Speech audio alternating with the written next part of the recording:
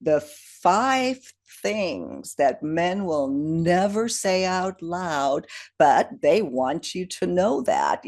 Great title. Yeah, I'd like to Mhm. know that. Thanks so much for joining us again on Second Act TV. So happy to welcome back Bob Grand, the relationship expert, dating coach, and founder of Relationship Headquarters. Bob, thanks for joining us again. Always a pleasure to be here, Silky. We have a topic that I think is going to get some interesting response. I know women love this topic, and that is the five things that men will never say out loud, but they want you to know that. Great title. Yeah, I'd like to Mhm. know that. And you did a video on this that I'd like to piggyback on. So I'll set it up for you here, the 5 points or the five things men want you to know, but would never say out loud. And the first one, I need to feel safe too. I just don't say it. So men need safety, that emotional safety. What do you mean by that? Well, yeah, and you alluded to it, emotional safety. And of course, men don't even say that with each other. But part of it is for us is, so I always equate for women, I say emotional safety for us is what physical safety is to you. And it's not that I'm worried about someone grievously injuring me as much as, especially if he's talking with a woman, he likes her, his guard is down. Well, if my guard is down, you could hurt me. You could say something insulting. You could be really disrespectful. And we don't heal emotionally quickly like you ladies do. I mean, men see this, a woman's crying, she's overwhelmed, and it looks like the world's over. And then, whatever, a day or so later, she's fine. I mean, she's not fine, but she's recuperated somewhat. You For got it men, out. Yeah.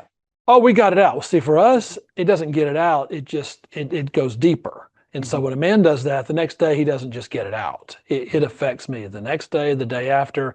That's why if there's a really big argument, I don't mean something where he's avoiding, where it really emotionally bothers him. Mhm. He can get quiet for days after that. I'm not saying that's good, but it's like someone took a cut and just cut 4 or 5 inches into me, and I'm just trying to survive.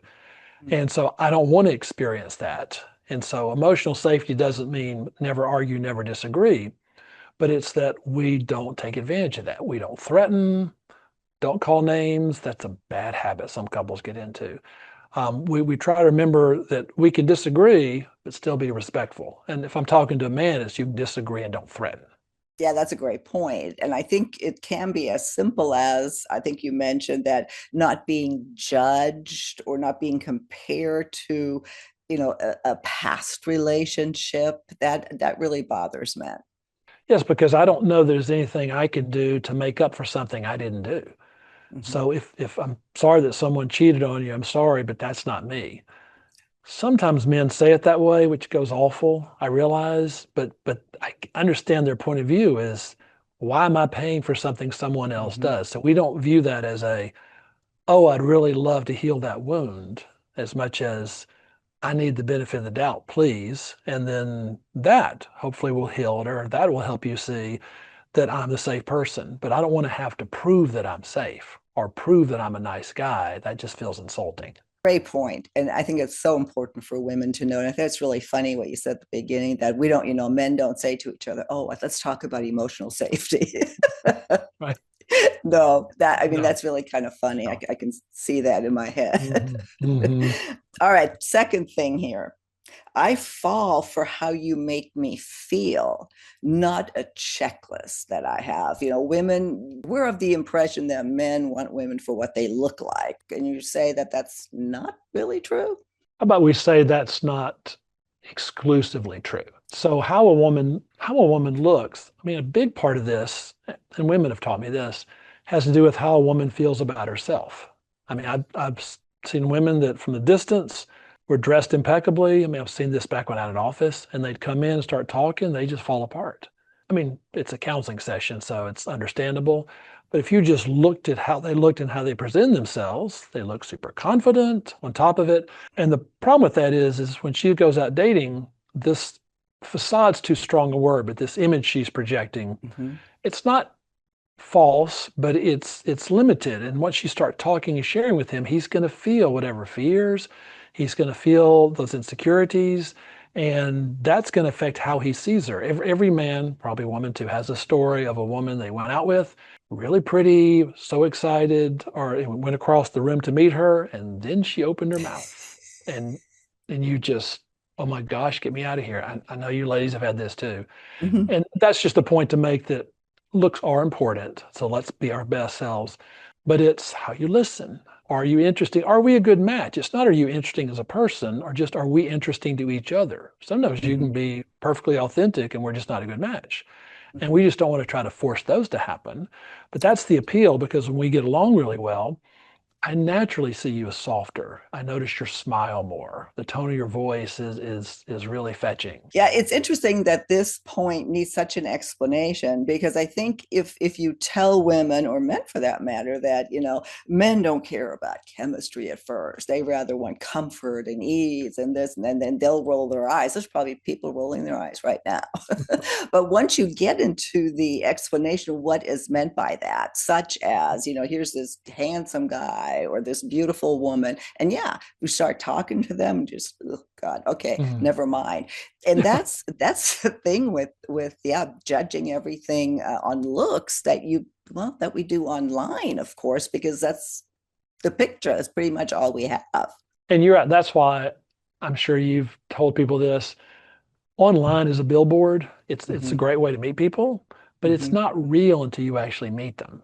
I mean, there's something three-dimensional about how she tilts her head, the tone of her voice. You just don't get that. Even on a video, you get some of it, Mm-hmm. but there's just something about that three-dimensional thing, especially that men need to really Yeah. be able to feel how she affects him.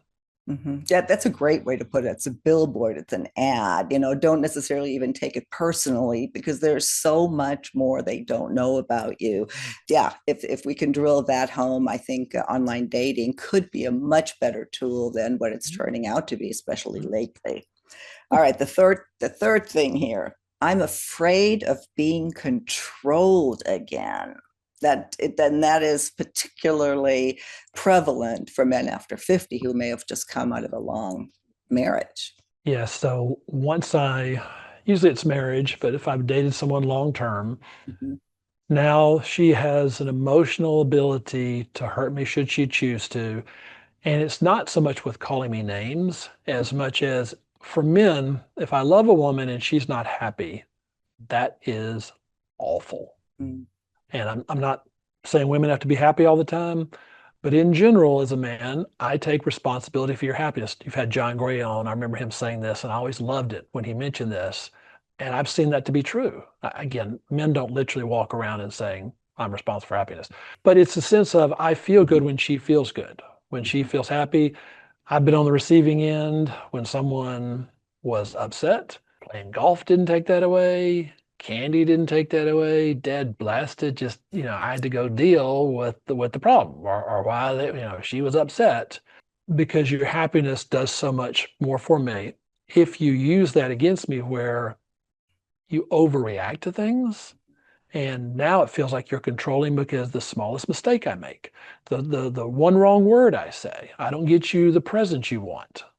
Hopefully I'm doing extremes. That feels controlling and that you're going to punish me emotionally if I don't do exactly what you say. That's the fear, mainly because it's happened before, whether it's once or twice. And so I fear that's going to happen again. That's usually the caution men bring into a new relationship.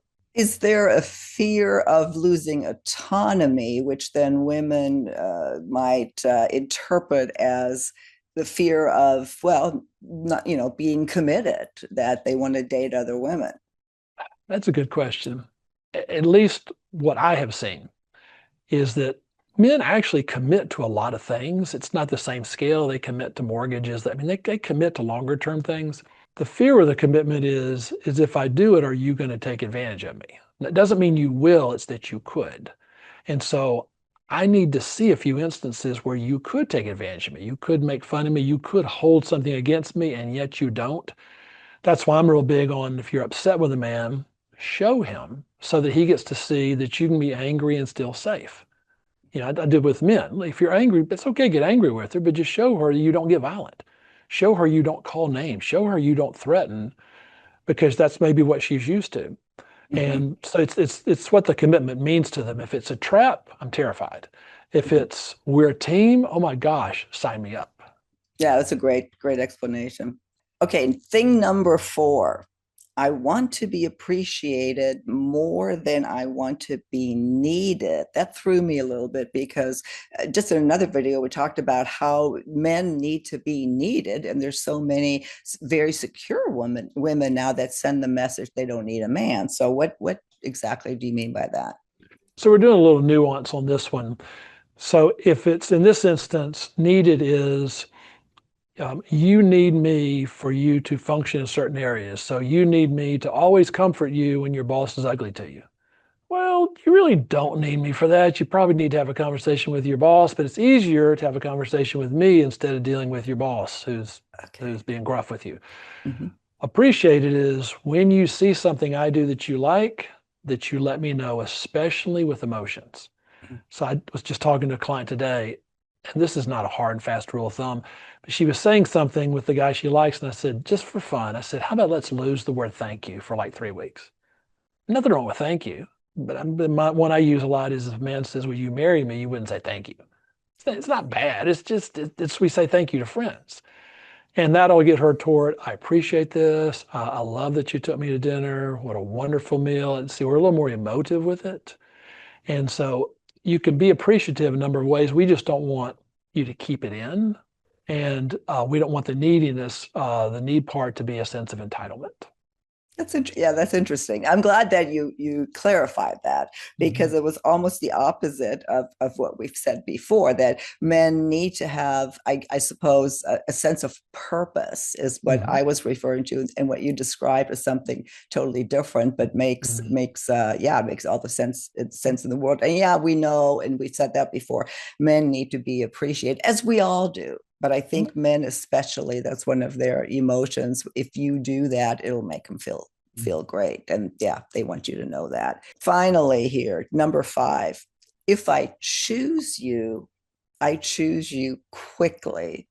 And that goes to, I suppose, somebody who just dilly dallies along and the woman is still hoping, that he'll come around. But then men actually do make quicker decisions than maybe we give them credit for.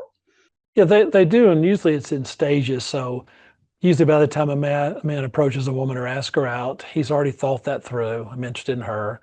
And then if it goes to the next stage or stages of, I want to be exclusive with her. But if he's taking months and months and we're fine, it in my opinion, at least what I've seen, once you're over 30, it doesn't take as long to really know if this is a good fit for you. I mean, if it's long distance and you don't see each other, maybe. If you're 18 years old, take a long time because you're going to change personality wise between 18 and 21. Once you're over 30, there's not a lot that's going to change. And so there's not really much information that's going to be discovered that's new. I mean, as long as you've had one argument or something where you've resolved it.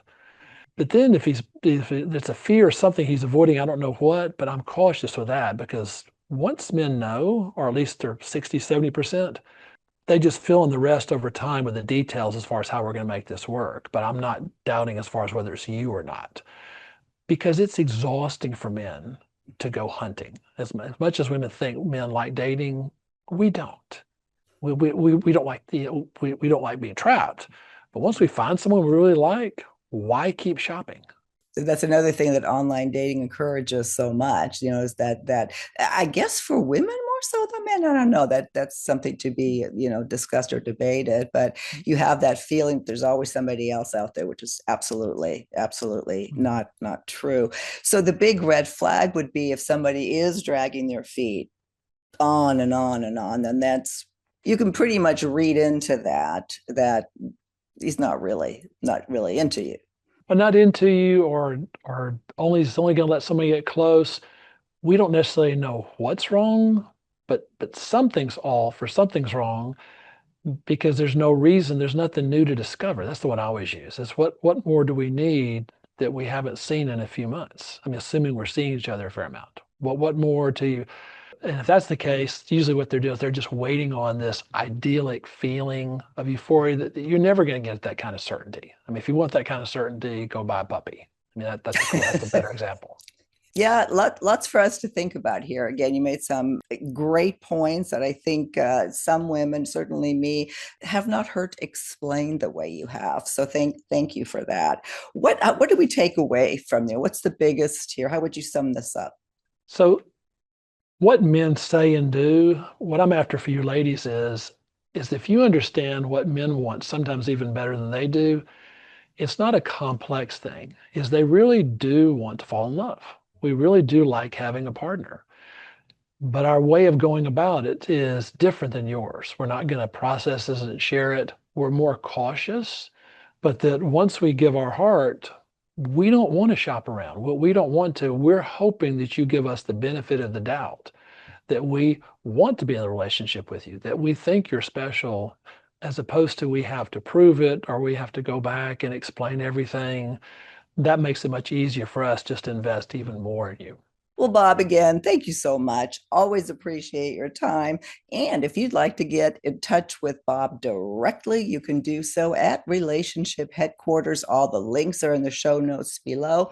And be sure to check out Bob's new podcast that's taken off here on YouTube, Relationship Headquarters Podcast. And Bob, I look forward to our next conversation on Second Act TV.